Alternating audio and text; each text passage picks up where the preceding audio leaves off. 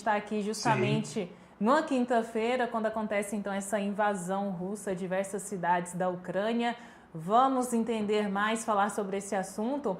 Mas para começar, professor, eu queria que a gente atualizasse também as informações, né? Pela manhã a gente estava ali trazendo já com o senhor no sinal aberto, né? As primeiras informações do que estava acontecendo na Ucrânia. Ali no final da manhã houve uma segunda onda de ataques à Ucrânia.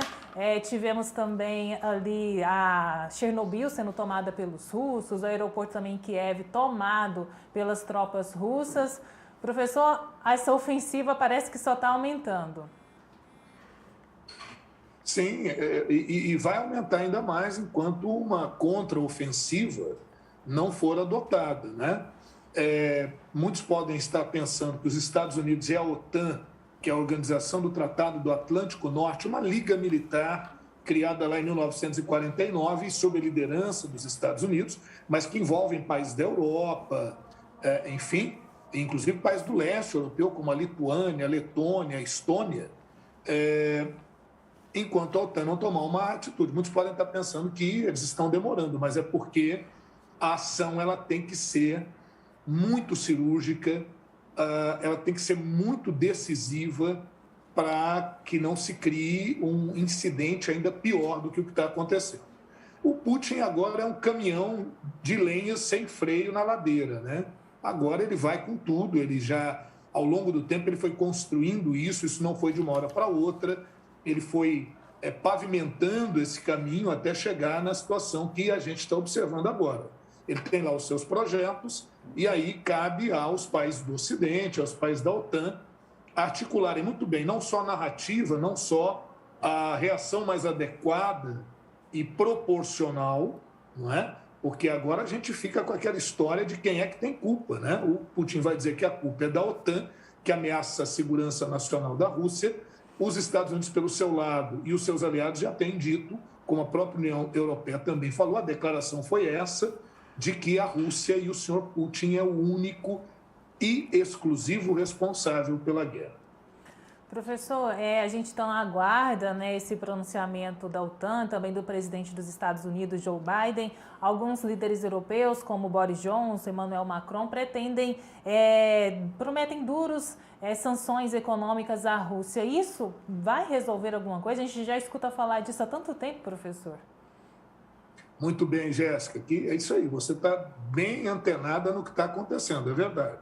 Eu costumo dizer que essa guerra ela é, na verdade, uma continuação do que ocorreu em 2014. Quando a Rússia, em 2014, anexou a Crimeia e simplesmente a coisa ficou em meras sanções econômicas, a Rússia veio criando, ao longo do tempo, alguns antídotos, digamos assim, para isso, né? E quais seriam esses antídotos? Depender cada vez menos do dólar, depender cada vez menos de relações com o mundo ocidental e se aproximar da China. Quer dizer, a ideia fundamental foi essa, né? E foi o que a Rússia foi gradativamente fazendo, inteligentemente fazendo. Então, essas sanções, viu, Jéssica, elas não vão resolver, elas representariam apenas um sinal de fraqueza que não é muito interessante para esse momento. Não sei nem se eu já posso falar qual seria a minha receita para esse momento, mas já vou dizer. A receita tem que haver uma intervenção militar da OTAN em defesa da Ucrânia, usando como argumento a defesa de princípios da Carta da ONU. Que princípios são esses? Autodeterminação dos povos, garantia da integridade do território nacional, garantia da autodefesa. Então, esses princípios podem ser, sim, elencados para que a OTAN, ao entrar, mas entrar de forma muito precisa, muito cirúrgica, forçar um acordo com Putin para a retirada das suas tropas e para uma possível resolução desses problemas. Não é um ataque à Rússia. Muita gente pode estar pensando, então a solução é atacar a Rússia. Não. Um ataque da Rússia agora seria como um ataque sobre a Rússia agora seria como um ataque da Rússia, por exemplo, à Inglaterra, aos Estados Unidos ou à Alemanha. E a Rússia já disse que, pelo menos nesse momento, não está interessada em fazer nada disso. Então, a coisa tem que ser levada agora ao nível militar, porque o nível diplomático ele se esgotou nas últimas 48 horas. Então, com a ação decisiva do Putin de agir, Eu já ia falando Trump aqui, viu, Jéssica e Paloma, porque o Trump fez o comentário de que o Putin está correto, de que ele apoia, né, a atitude do Putin, o Donald Trump. Então veja você o caminho que a coisa vai tomando, né? Mas é isso, o que eu vejo para o momento é esse, não há outra saída, né? O caminho, a situação chegou a um ponto, eu diria, praticamente irreversível. A gente está vendo aí, professor, algumas imagens, né, dos ataques ali de mísseis, né, na região ali de Kiev, diversas cidades da Ucrânia. Kharkiv ou Kharkov, como queiram também, né? Isso. Professor, essa solução que o senhor aponta seria então uma resposta militar. Diplomacia, né? Foram meses ali de tensão, de esforços diplomáticos para evitar o que aconteceu hoje, mas algo deu errado. Tinha como evitar isso, professor? Pois é, olha, para evitar isso que a gente está acompanhando agora, talvez as providências e as negociações elas deveriam ter ocorrido já desde 2012, 2013, né, para cá, 2014. Vamos lembrar que a Rússia também reconheceu a Ossétia do Sul como uma área independente da Geórgia. Então, há também uma confrontação em relação à Geórgia. E essa atitude do Putin de partir para um ataque, para uma ação militar, que ele não chama de ataque, ele está dizendo que é para defender a região de Donbass, mas ele faz uma ação militar a Kiev, que é a capital da Ucrânia, e isso se junta à sua declaração de que ele não reconhecia na Ucrânia um Estado independente, que ele entende que a Ucrânia é uma invenção de Lenin, lá em 1922, quando se estruturou a União das Repúblicas Socialistas Soviéticas, demonstra muito claramente qual é a posição e quais são as intenções do Putin, que é garantir um protagonismo da Rússia em toda aquela região euroasiática, praticamente retomando, né? Foi até uma pergunta que o Kleber Ferreira fez pela manhã e não foi possível responder naquele momento, porque nós já estávamos com o tempo esgotado. O Kleber perguntava se isso caracterizaria uma retomada do que foi a União Soviética. Bom, não a União Soviética como ela fora integralmente no seu aspecto físico, mas, sem dúvida, o protagonismo que a União Soviética tivera é o que a Rússia pretende retomar, né? Inclusive, o discurso do Putin vai muito nessa direção, viu, Jéssica? Professor, a China rejeitou chamar os ataques, né, da Rússia à Ucrânia de invasão e ainda fez um apelo para que todos os lados, ambos os lados, exercessem contenção. Eu queria que o senhor falasse um pouco o porquê dessa postura da China e mais cedo também a China tinha falado que sanções não iam adiantar. Queria que o senhor falasse um pouco sobre isso para a gente. É isso, né? Muito, muito boa pergunta, Paloma. A China realmente vem com essa postura porque a China ela vem cada vez mais no cenário internacional tentando propor uma postura de negociação. A China é parceira de praticamente todo o mundo, né? E a China interessa muito o comércio. A guerra, nesse momento, não interessa para a China, e eu diria que não interessa praticamente para ninguém. Você vai dizer, mas interessa para o Putin? O Putin também não está interessado em guerra. O Putin fez o seguinte, o Putin avançou onde abriram espaço. O Ocidente não se preparou muito bem para uma postura como essa, para uma postura que avançaria de uma forma muito efetiva sobre aqueles acordos internacionais que já tinham sido realizados, como, por exemplo, o Tratado de Minsk. Vamos lembrar que no Tratado de Minsk, a Ucrânia ela já vinha devolvendo todo o seu arsenal bélico nuclear para a Rússia em troca da não intervenção da Rússia na Ucrânia. Você vê que a Rússia está descumprindo essa parte do acordo. Por outro lado, a Rússia diz que a OTAN também descumpriu esse acordo. Porém, a China vem com uma postura mais equilibrada. A China é claramente apoiadora da Rússia, já afirmou isso.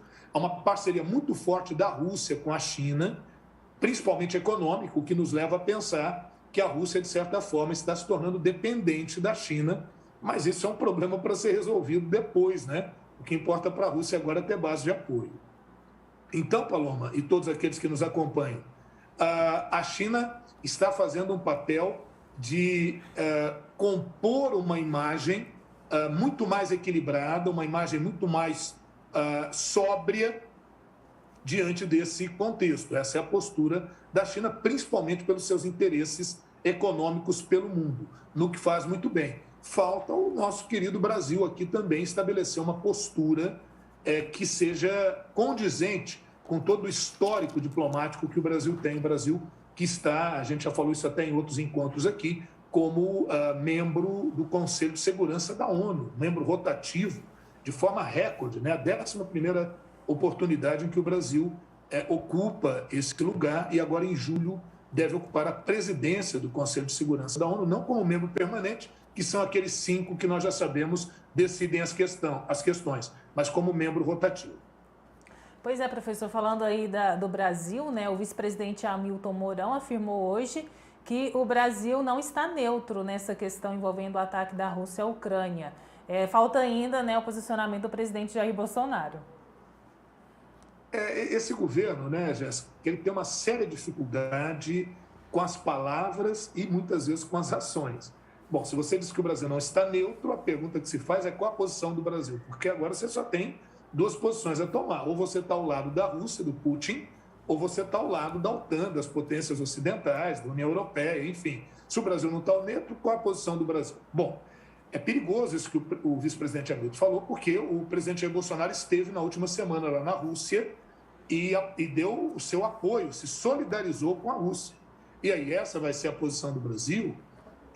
Na diplomacia a gente tem que tomar muito cuidado com as palavras, com o posicionamento. A diplomacia brasileira, ao contrário dessa posição do vice-presidente Hamilton Mourão, que eu acho que foi uma colocação um pouco infeliz, né? Talvez ele tenha sido um pouco mal entendido aí no que ele pretendeu colocar, o que a diplomacia brasileira propõe ao presidente Jair Bolsonaro, hoje inclusive é dia da live, né, do presidente, é que o Brasil se demonstre contra a guerra sem que isso agrida o presidente Putin, com quem o Brasil tem relações muito importantes, né, com a Rússia. O Brasil faz parte do BRICS, né, que envolve Brasil, África do Sul, a Rússia, China, Índia, né? Então são parceiros. O Brasil é um parceiro de Moscou pelo BRICS, por exemplo.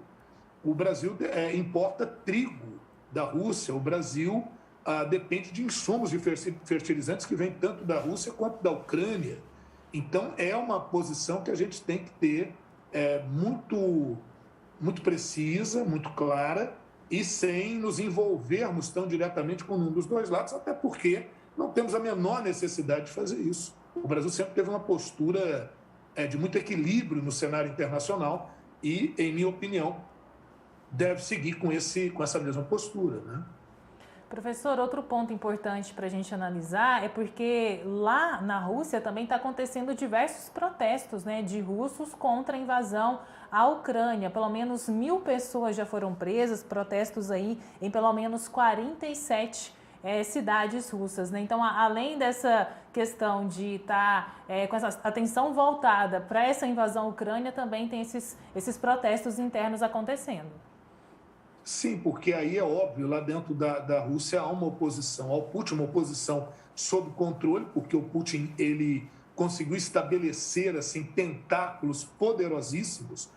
O caso do Navalny, que é o grande opositor do Putin, que deve ter um novo julgamento em breve e provavelmente pode pegar aí mais de 15 anos de prisão. Então, o próprio Navalny, que sofreu um atentado, né, foi envenenado, a Rússia nega qualquer participação. O presidente Putin fez um comunicado solicitando, pedindo que as pessoas não protestassem contra essa ação, que essa ação vai ao encontro dos interesses da Rússia, então ele vai chamar para o nacionalismo. Sabe o que vai acontecer lá dentro da Rússia? Quem se opuser ao Putin vai ser considerado não patriótico. O Putin ele vem construindo essa imagem, né?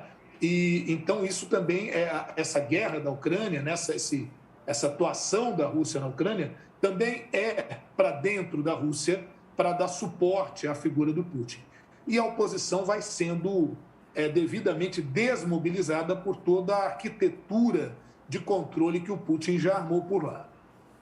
Professor, esses impactos, né, dessa guerra, eles vão acabar chegando ao Brasil e atingindo áreas como a economia, por exemplo? Eu queria que o senhor falasse um pouco sobre quais áreas, né, podem ser mais afetadas. Certamente, viu, Paloma?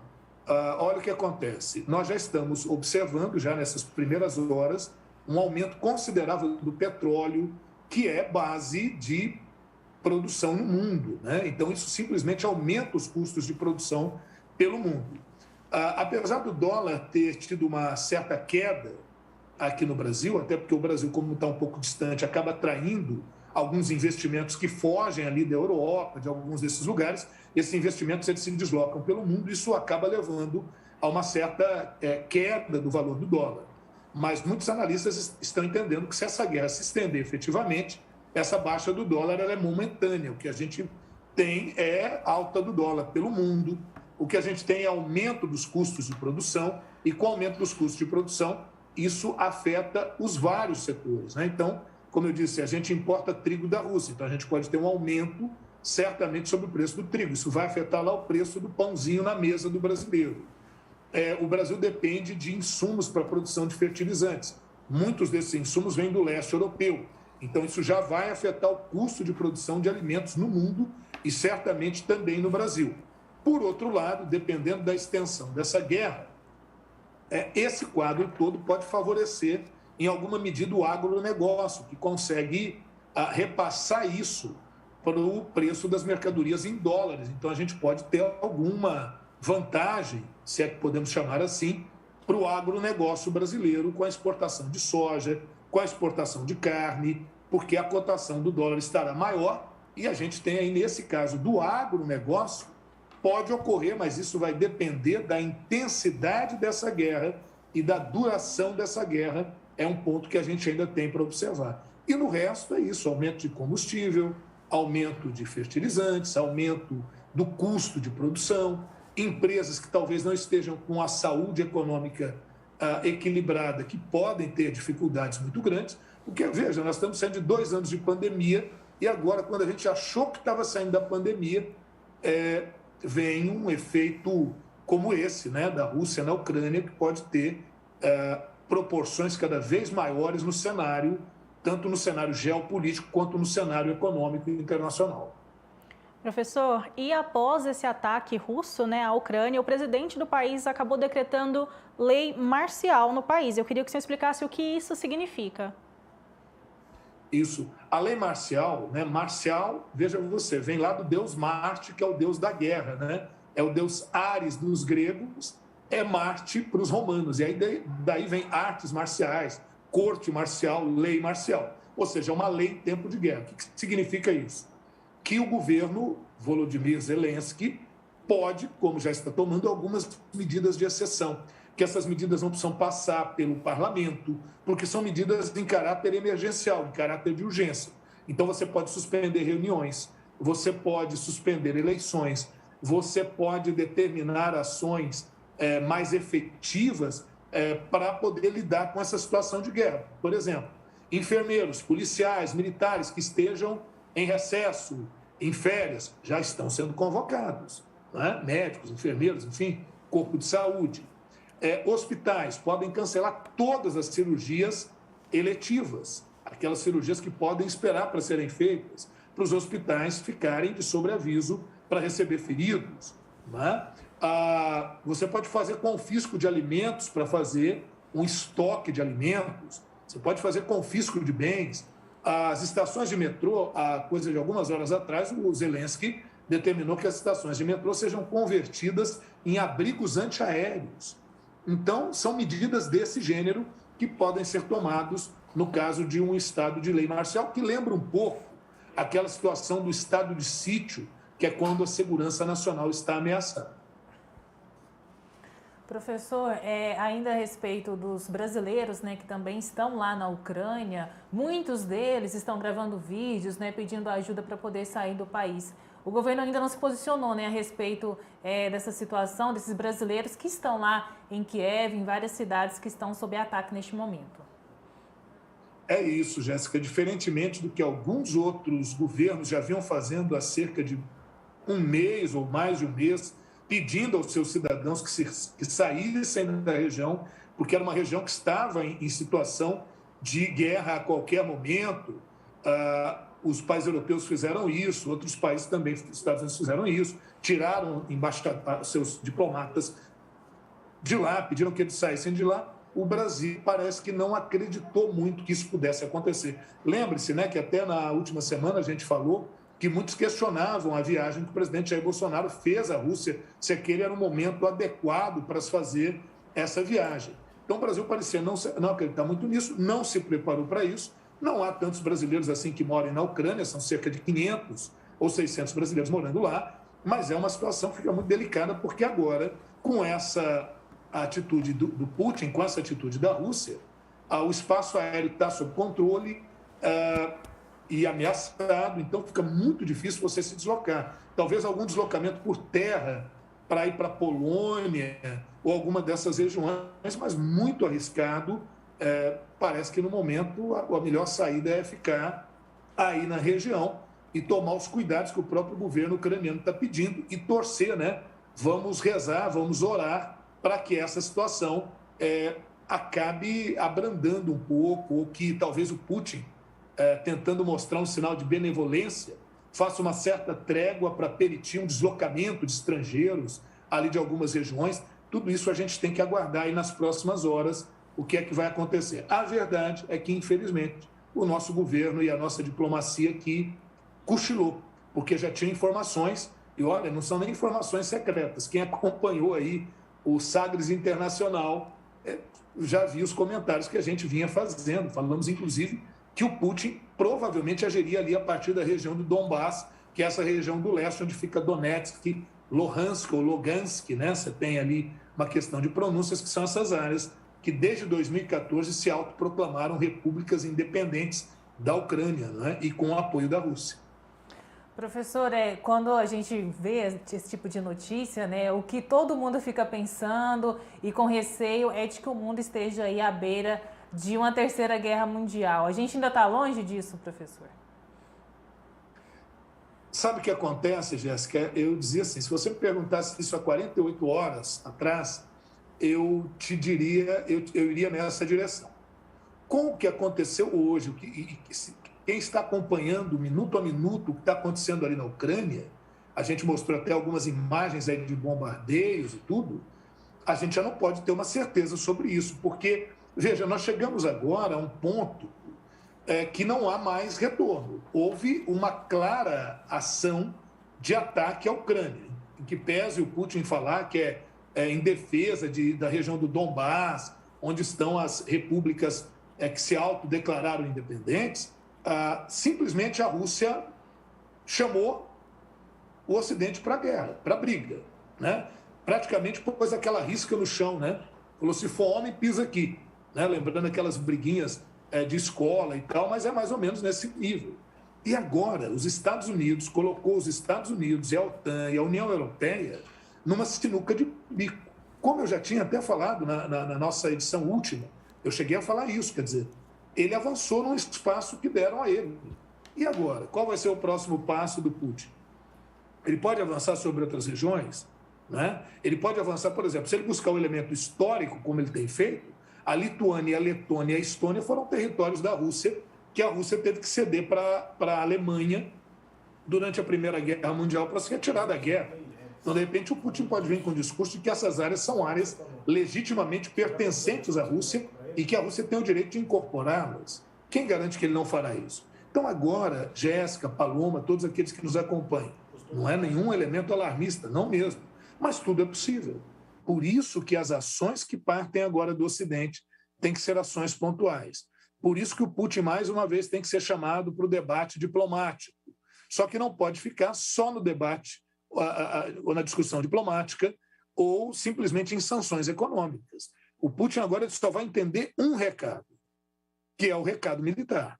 Porque, veja, o aspecto diplomático já foi tentado nas últimas semanas e o Putin não cedeu uma vírgula. Ao contrário, ele simplesmente elevou o tom com essas ações. Então, agora não há muito mais o que esperar, né? Agora, a OTAN vai ter que demonstrar alguma força na região e, a partir dessa força, talvez aí sim possa se fazer alguma negociação. Olha, Putin, você retira suas tropas e a OTAN também cede em algum ponto.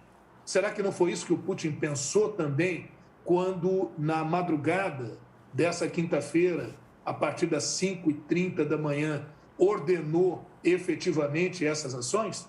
Tudo isso é o que a gente tem que avaliar. Então eu vejo alguns analistas dizendo, está muito longe aí de uma terceira guerra mundial. Eu diria mais, Jéssica e Paloma, será que nós já não estamos vivendo uma terceira guerra mundial? Porque não é só essa questão de ataques à bomba, não, de mísseis, há a questão cibernética. A Rússia tem uma capacidade imensa de fazer ataques cibernéticos. E eles têm sido feitos. Na última semana, o Ministério da Agricultura simplesmente caiu a página com ataque cibernético. Então, essa é uma outra estratégia. Tem a questão de que nós estamos em pleno inverno. Quem tem visto imagens está vendo que eles estão na neve lá. A Europa depende do gás que vem por gasodutos via Ucrânia para calefação e para produção de energia naquela região. E aí? E agora? Né? Então é isso. Nós precisamos aguardar aí as próximas horas e vamos ver se o Ocidente sai do discurso para ações efetivas, ações que sejam bem pontuais. Não se pode vir com ações atabalhoadas e nem com discurso atabalhoado. Dá uma olhadinha no exemplo da China, né? Vamos vendo o tom que deve ser levado, mas agora já com ações, agora já não dá mais para agir com, digamos, panos quentes, né? Com medidas de fervura baixa, já não dá mais, né? Porque as ações do Putin são bem fortes, dizem muito. Professor, e após tudo isso que a gente vem acompanhando, né, que a gente está acompanhando ainda, porque está tudo acontecendo muito rápido, o Putin, ele pode ser punido de alguma forma? Pois é, as punições são essas, né? Condenações internacionais, a própria ONU está se preparando para fazer um manifesto mais claro no Conselho de Segurança, do qual a Rússia faz parte, né? É preciso, veja, a ação do Putin, independente dele ter razão, eu digo independente porque, óbvio, a narrativa dele, a versão dele, né, aos motivos que ele pode alegar. Mas, independente disso, a ação que ele tomou agride a todos os tratados internacionais, inclusive a Carta da ONU. Então, é necessário que se tome alguma postura. A ONU, o que ela pode fazer é essa Assembleia Geral da ONU, através do Guterres, né, que é o presidente da Assembleia Geral da ONU, pode, como tem feito, esses pronunciamentos condenando as ações do Putin. Mais do que isso, a ONU não tem como fazer, porque a ação da ONU poderia ser no sentido de uma intervenção com tropas de paz. Para que isso ocorra, é preciso que seja aprovado o Conselho de Segurança da ONU. E o Conselho de Segurança da ONU, desculpem, os 5 membros do Conselho de Segurança, os permanentes, têm poder de veto. Se um só veta esse tipo de medida, a medida não pode ser adotada. E a Rússia, que faz parte, provavelmente vetaria essa medida. Então a ONU está, assim, digamos, de mãos atadas nessa situação, exceto por esses pronunciamentos, essas declarações, condenando essas atitudes. Fora isso, a coisa tem que ficar por conta mesmo da OTAN, da União Europeia e das medidas que, porventura, eles vierem a tomar. O presidente Joe Biden disse que a ação seria tomada a resposta, seria uma resposta definitiva. Vamos ver o que o Biden quer dizer com isso. Vamos aguardar aí. Eu vou te falar que até essa madrugada aí de sexta-feira, algumas novidades nós teremos. Esperemos que sejam dentro daquela proporcionalidade que a gente falou, para evitar um desastre ainda maior nessa situação, que não é interesse de ninguém, né? Vamos aguardar, então, e acompanhar, né, a resposta da OTAN, da União Europeia, também aí dos Estados Unidos. Professor, muito obrigada pela participação. Qualquer novidade, o senhor volta aqui no Tom Maior, volta aqui na nossa programação da Sagres também. Com certeza, eu é que agradeço. Hoje tivemos até um tempo maior para poder discutir, olha que beleza. Mas é porque a questão exigiu, né? Um grande abraço a todos os colaboradores do Sistema Sagres que permitem que nós levemos essa informação, que acreditamos ser de qualidade, e os nossos agradecimentos à nossa audiência. Por favor, continuem nos acompanhando e propaguem aí o que a gente tem feito, né, para que a gente agregue mais gente para poder fazer isso, né? Jornalismo com seriedade, com criticidade, com qualidade. Obrigado, Jéssica, obrigado, Paloma, até nosso próximo encontro. Tá aí, professor Norberto Salomão, atualizando aqui, fazendo análise sobre essa invasão da Rússia à Ucrânia. Esse que foi mais um Sagres Internacional. Sagres Internacional. Os principais fatos do cenário mundial, com credibilidade e análises profundas.